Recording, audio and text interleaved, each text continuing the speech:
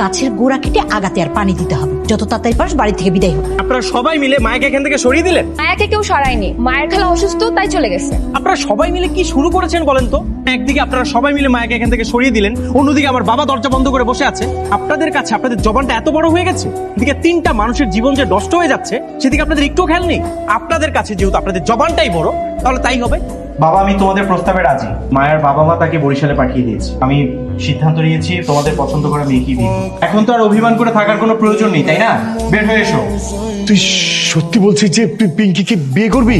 তা তো করতেই হবে। তোমার বন্ধুকে দেয়া কথা যদি তোমার কাছে এতই বড় হয়ে থাকে, তাহলে আমার আর কিছু বলার নেই।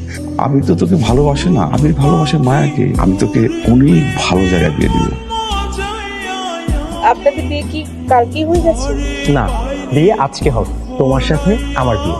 আমার সাথে মানে মানে আপনি কি বলছেন? তোমাকে আমি বলেছিলাম না, আমি আমার মনের মেহমান পেয়ে গেছি। এতদিন সেই মেহমানকে আমার এই মনের ঘরে জায়গা দেওয়ার চেষ্টা করেছি।